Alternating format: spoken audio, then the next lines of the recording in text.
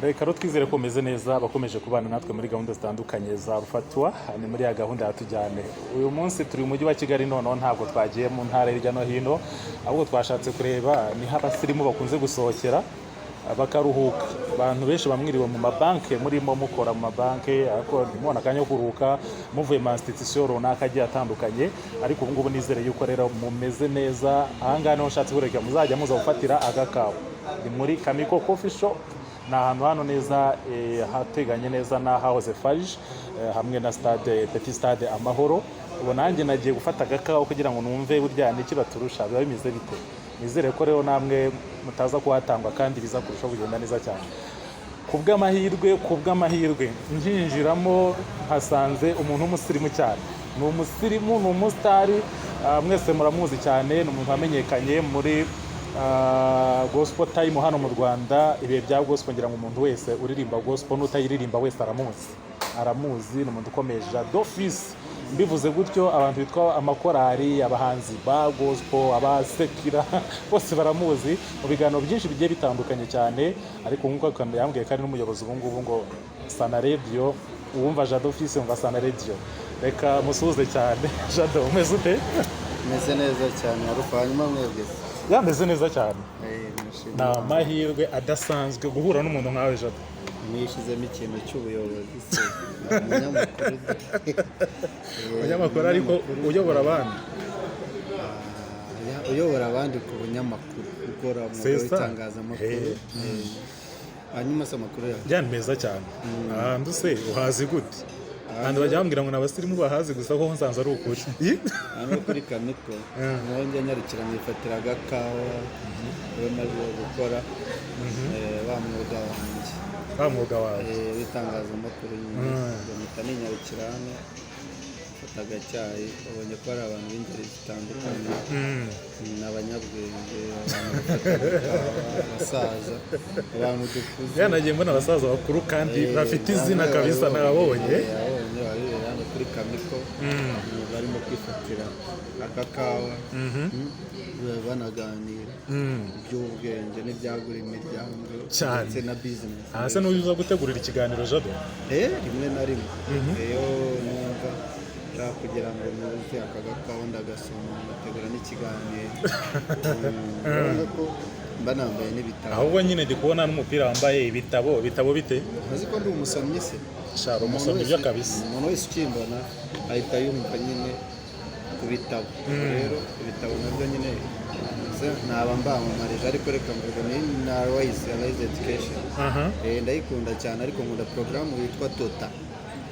Yabundi birumvikana ku muntu uza guruhukira ngaha muri Kamiko akaba yaza agafata akanya avuga ngo reka nicare nduhuke. Kuba yaza afite n'igitabo ari gusoma nk'icyo ngicyo cyangwa agakofi, ngira ngo ntacyo bitwaye, n'ibintu bijyana cyane. Ibintu bijyana cyane.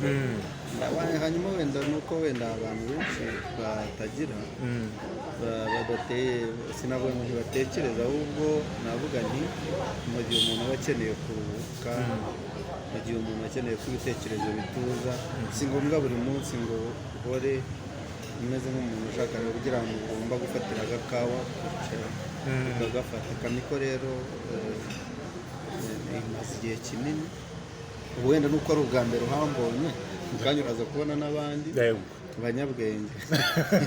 Ako kajambo kunze kugarukaho cyane, abanyabwenge. Ushatse kuvuga Kamiko n'abanyabwenge bihuza gute? Kamiko kingiye cyangwa kuvuga umuntu wese ufite ubwenge atekereza kwicara ahantu akabanza akanabuturisha. Niyo mpamvu rero usanga rimwe na rimwe iyo utabuturishije hari igihe bwayaga, bitewe ko buba ari bwinshi, buratuza ukabanza ugatekereza. Ubonye ko hari indabyo, wenda nubwo zitegereye abantu cyane, indabyo rero mu bintu binkurura n'indabyo zirimo. Indabyo, uburyo haba hateguye, uburyo haba hatuje, uburyo nta rusaku. Ikindi nta muntu ushobora, buri wese ntashobora gutekereza ko hari ahantu umuntu bavuga bati ese noneho umunyamakuru runaka tumushakire, kuko uzi yuko uramutse ugiye aho hantu wamusanga, ushobora kutamubura uko byagenda uko ari ko kose. Ariko hano ntabwo ari umuntu wese watekereza ko hari, kandi ni heza. Niyo mpamvu urabona hano h'abasaza utatekereza ko wasanga cyane kabisa. rero abantu niho bamburiye none ubukira none umaze kubishyira ku mugaragaro uri gushaka aza aho yagusanga ubu se aretse kubona ari hanini hari igihe cyo nicaye nkimuka nkajya n'ahandi nkicara cyangwa nkicaramo hari imbere ushobora no kumbona ntumenye ko hari njye bitewe n'itara riba riha wabibwirwa n'iki se si byo ko ugize amahirwe tukaba twarakoranye hariya kuri family hagizwe umugisha wo kukubona n'ahandi twagiye dukora ku bitangazamakuru bitandukanye kandi n'ubu ngubu nizera ko nta kibazo umugisha wenda bagira umugisha turabona ariko by'ukuri ntabwo ari ugupfa kuvuga ngo wahita umenya ko mwicaye mba n'ibitabo byanjye birumvikana dukomeze tuganiremo gake ariko n'agakawa kawe kataza guhora ntabwo kawe hari ijambo bakunze kuvuga cyangwa ari kujya rivugwa cyane bavuga ngo umuntu iyo imirimo ye yashimwe n'Uwiteka ngo niho ashobora kuza ahantu nk'ahangaha imirimo yashimwe n'Uwiteka nyine uragenda ukareba abantu wicara sibyo ko babana babivuga nabi ariko ni umwanditsi w'umuhanga Bibiliya nita bwenge ni Salomo ubundi muri Bibiliya umuntu bita bwenge ni Yesu na Salomo ubwo rero abandi bose yego nabo ni babwenge ntabwo nabihakanye ariko mu by'ukuri icyo nashatse kuvuga niwe wanditse aravuga ngo imirimo yawe igihe yashimwe n'Uwiteka genda wirire unimwere n'ibinashoboka na madamu wawe mube muri kumwe cyane nta kintu biba bitwaye uriya imirimo yawe nimara gushimwa ukaba waza ukicarira hano nta kintu biba bitwaye ntacyo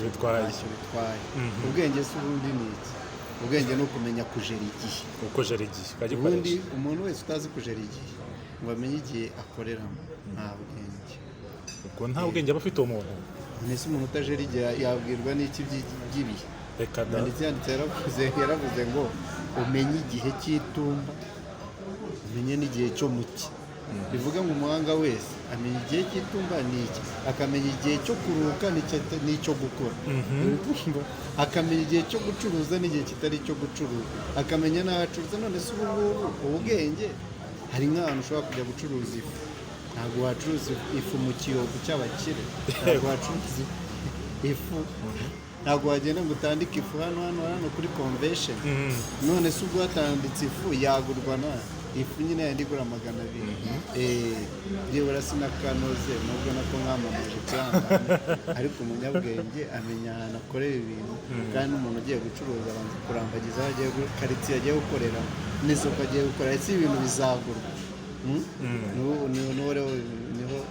umenye cyane yuko usanga iseri ry'imineke ry'i Kigali ntabwo rigura nk'iryo mu cyaro mu cyaro niyo bagitarura bahita imineke bayera abantu ubuntu none basigaye bakajya badaha n'urukebano n'usuraruzi ntabwo nduzi dusobanurira urukebano uraruzi sururumva mani ntabwo nzi ngewe rwa rundi badahisha umutobe ubutanda se ntabwo uzi cyangwa ntabwo nzi nabwo mwarabibonye mu bitabo gusa sibyo ubutanda bw'abagore bakamuriraho igikatsi n'umuvure ibyo ngibyo bagakwiye ubundi kuba ubizi sibyo mwese ntabwo ubizi ubwo rero ntabwo se wigeze unywa umutobe mu rukeba oya ntabona nkweye none se kujyana abantu wasanga nanjye ndi uwo vuba rega ese yavuze ibyiza nyaburanga cyangwa ibyaranze nuza urukebano rwo nta nubwo ushobora kurwereka umuntu ahantu muzahita rwita urukebano erega hari abana babizi mu bitabo bazi aya matasi yonyine ubikomeje nongera nayo gahunda ya Rufatwa yo kugira ngo twereke abantu ibyo mu muco wacu nabundi muri make ntumvishe amakuru ngo yame neza ayahise jado rufa ngo tuba ni ugucuruza izina cyangwa oya Rufatwa ubundi se umuntu yumvisha Rufatwa se nduzi igisobanuro cyabyo jado reka tuganire nk'abanyamakuru maze ngo mbaza ndagusubiza Rufatwa ubundi umuntu abyumvishe yumva ari nk'ibiki Rufatwa ni uvuga ngo uko witwa jado niyo content nawe niko yitwa na rufa yo Rufatwa ni uvuga ngo ufata umwanya tukazenguruka igihugu bikise tugikorana bavuga ngo uvuga ngo nshuti arufa ngiye kumva numva ngo Rufatwa ngira ngo ni izina wahinduje none tubwire iryo zina rikubiyemo ibi ubundi arufa bakunze kuvuga ngo mbere na mbere imana cyangwa tukavuga ngo intangiriro cyangwa ikintu cyiza mbere ni ijambo nkunda cyane rero Alphonse ntabwo ibe ari izina ryawe ntabwo ari izina ryanjye Rufa mbere na mbere imana ntabwo ari izina ryanjye Rufa niyo muntu avuze Hakuzimana se ahubwo byakurijeho nyine batangira kunyita Alpha kubera ibikorwa nkora n'ukuntu nkunda rino jambo Alphato none si bahakorerwamo iki ubu mu magambo make cyangwa uko bibaje n'ikibazo cyiza n'abandi oya nushaka babyumvireho kubivuge mu magambo menshi bagiye kunyuzura ubundi biragora kubaza umunyamakuru sasa ndabizi turaganira Alpha Tour ni gahunda yo kuzenguruka hirya no hino mu gihugu twerekana ahantu hari ubwiza nyaburanga hose mu gihugu yaba hazwi yaba n'ahatazwi ariko tukagaragaza na opportunity zihari mu turere dutandukanye y'abantu bashaka gushora imari dushobora kubita amafaranga yaryamanya ni Kigali urumva warabuze ahantu yashora niyo mpamvu twemeje tugende tuhagaragaze twereke abantu ahantu amahari amahirwe bashobora gushora iki amafaranga yabo niyo gahunda yacu rero njye hari ikintu nibaza musura uturere mukurikije iki wenda uyu munsi muri Jado si bya uturere twateye imbere wenda mu bigendanye n'ubukungu aho washora imari wenda dufite uturere dufite ubwiza nyaburanga uturere dufite amaparike igihugu Alpha Tour ifasha iki abantu mu rwego rwo kubabuza utwo turere ese banza gusobanura ibiri mu turere urakoze cyane n'ikibazo cyiza cyane niyo muri gahunda rero wengese hari ikibazo gihe cyo gusubiza mfite urumva nuvuga ngo nta karere burya katagira site nyaburanga cyangwa ahantu heza nyaburanga cyangwa ibikorwa remezo ariko noneho hakaba n'ibikorwa biba bihari byihishe cyangwa n'ahantu heza ahantu hatazwi kandi abantu bahabyaza umusaruro nuvuga ngo Alpha Tour rero ikintu dukora ni ukugenda tukayashyira ku karubanda urahazi tukahereka abantu tukamara kubereka ko ari ahantu h'agaciro heza umuntu yasohokera akagira gute ubona nk'ubu twicaye muri Kamiko ubu ngubu nuvuga ngo ngiye kubishyira hanze kuko twamaze kubona ko ari ahantu magana y'abanyabwenge abasirimu baza kwicara bakaruhukira sibyo n'abandi batari bahazi nabo bagire gute bagiye kuhamenya ayo mahirwe niyo tugaragaza rero hirya no hino kugira ngo abantu basure bahamenye tugakora trip tukajyanayo abantu bakahasura bakishima bakararayo mbese bakanjoyinga ibyiza by'u Rwanda cyane ko dufite gahunda nyinshi dukurikije n'izo RDB iri gushyira imbere za tembera u Rwanda n'ibyo ngibyo hari gahunda ya tembera u Rwanda hanyuma se ubu ngubu muri iyi minsi urateganya gusura ngo nanjye tuzanyarukane none ndebe ibyo bintu ubwira abanyarwanda ko Alpha Tour koko ishoboye nawe mbere mvuge ni Jado mbonye uko ishoboye nabe yanyarukira nyine narebe uko hameze ikintu cyiza cyane mbaje cyane ubu tujya mu karere ka Rutsiro tariki ya 12 na 13 tuzanararayo dukampinge tujye mu Kivu turayidinge boti tujyanye n'abahanzi abatera urwenya ijoro comedy night zahaba abantu badutaramire tujye kuturwa twishime dukine kuri beach ku mucanga ntabwo ugomba kuhabura ese gahunda yo kurara nayo birimo cyane irimo cyane ko tuba turi kwegera Saint Valentin noneho ebanye atari no kwikora ku ikofi cyangwa ibintu byo umuterankunga y'abaterankunga barani nka Kamiko aha twicaye n'umuterankunga wacu tsaba turi no kumwe muri iyo trip ariko nawe nk'umuntu ukunda igihugu kandi ushaka guteza ubukerarugendo buri lokale mu gihugu ari akantu ugomba gutanga kugira ngo natwe turere twasuye iterambere rusheho kwihuta nawe wigizemo uruhare hanyuma rero wenda muri make wagize uti tuzaba turi kumwe n'abanyarwenya tuzaba turi kumwe n'abahanzi tuzaba turi kumwe n'amakupure tuzaba turi kumwe n'umuntu bita Saint Valentin cyane bavuze ko tuzaba turi kumwe na Valentine none wenda usibye ibyo abo tuzaba turi kumwe ni ibihe byiza nyaburanga biri mu karere ka Rutsiro wenda mwashingiyeho muhitamo kuba mwasura akarere ka Rutsiro urakoze cyane nta kibazo cyo gusubiza mfite Rutsiro icyambere ni akarere keza ni akarere keza kari mu ntara y'Uburengerazuba gakora ku kiyaga cya Kivu icyo nicyo kintu cyiza cya mbere abantu bakunda isambaza bakunda amafi uko tuzanaroba ku buryo bazayikokereza ariwe yirobeye icyo ni ikintu cyaza cya mbere ni gahunda y'umugani irobere tubwigishe kuyiroba wese ngo ajye ngo agafi ke yirobeye cyane rwose ntagerera agafi ke yirobeye urumva ikindi Rutsiro hari uruganda rw'ikawa yani rwo rwa mbere mu gihugu bakwigisha gutera ikawa ukikura kugeza bayikonsomye tukanayikaranga n'amashini hose kanyuramo byose ukabireba Rutsiro hari ahantu hari inyoni nziza z'amoko menshi agiye atandukanye tuzasura. Rutsiro hari umucanga tuzajya kwicara dukampinge, twicare ku mucanga, dukine vore, twishime, turebe amakipe aroba mu kiyaga nijoro, tube turi kumwe nabo turoba.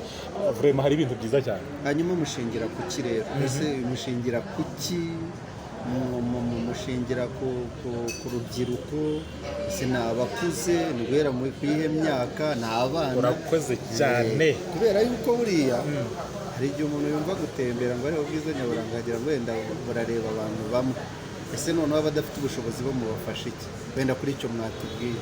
Urakoze cyane. Ndabanza asubize ikibazo mbajije. Ibyishimo nta muntu uza kwibyishima, yaba umwana yaba umusore yaba ukuze yaba umusaza. Umusaza burya turamuteka tukamugezayo akareba ibyiza, bivugana ko nta muntu ugize gute ubuzwa ibyishimo n'umwe. Ikindi kandi ni ukuvuga ngo amafaranga yo of course ashobora kutayabona, tukagira uburyo tubigenza nka rufataho kari gahunda yacu kugira ngo twereke abantu ubwiza nyaburanga buri mu gihugu, maze akagira gute akabikunda. Numva ari ibyo ngibyo nagusubiza kuri ibyo bibazo byawe. hanyuma rero wenda keretse nawe nimba hari ikindi wambaza. Icya mbere ngewe tugiye gusoreza aha ngaha ni ukuvuga ngo hari abantu bakora cyane ntibaruhuke, n'icyo wabubwira. nicyo banabaho se buriya umuntu agakora aho ubwenge buri ni ugukora cyane. Gukora cyane abantu bakunguka bakagira n'umwanya wo kongera kwicara bagatekereza cyane, kuko buriya iyo umuntu akora cyane agakora cyane ntagire akanya ko kuruhuka ageraho akananiza umubiri n'umutwe akaba yanavangira agakora ibintu ahutiyeho cyangwa akanakora ibintu ntabijyane mu buryo biteguye ugasanga arajagaraye. Nyine habaho n'umunsi w'umunezero, icyo abahanga bakunda kuvuga ngo guhindura miriye, kubera yuko burya hari n'igihe ujya kumva umuntu aravuze ngo iri range risize mu cyumba cyanjye kubera ndaguhora yicaye muri iyo biro ati ndashaka ko barihindura, bakarihindura ukumva yahamara ukwezi akabirambirwa agahita avuga ngo bamanuremo irido. Hashira ikindi gihe bati meza bayirebesha, hashira ikindi gihe ati ndumva nshaka kubonamo ibipirizo. Urumva umuntu akunda ibintu bihindagurika. Gusohoka rero cyangwa se kuba umuntu yajya kuruhuka nanone bigufasha kugira ngo uhindure ibitekerezo byawe bibone ibindi bintu bishya. Ubundi ngiye nkunda umuntu uhorana udushya unyereka ibintu bishya, umuntu w'umunyabwenge nyine nkunda ku isi ni umuntu nigiraho ibintu bishyashya ntarinzi. Of course abo banyabwenge rero baruhukire hehe? Baruhukire hamwe muri Kamiko kuko naho hari igihe njya muri abantu mu cyumweru amatara bayahinduye, niyo mpamvu makubona nkabona indabyo zeza, ejo nkabona zahunduye, bivuga ngo ngiye nkunda ibintu bihora bihinduka. Wenda sinzi muri wowe nimba ukunda ibintu bihinduka, ariko n'umuntu burya niko ameze. uri umuntu nawe ahora yihinduka, kuko nta muntu mushobora guhura ngo uyu munsi abe yambaye uno mwenda ejo atere mundi ejo atere mundi. Hari ukuntu ubona ukuntu umusatsi wakuze ejo yawogoshe. Ku bagore bo hari igihe agira gutya ukabona nawe yahindutse nyine ku musatsi, imyenda yahinduye, ipataro yahinduye, ibintu byose umuntu nyine uko ameze. Nubwo abantu barenganya ngo kanaka ngo arahindagurika, ntabwo bamurenganya. Umuntu muri we aba agomba guhinduka. Sindivuge ngo arahindagurika, ahubwo umuntu muri we nawe uko aremye ni umuntu uhinduka.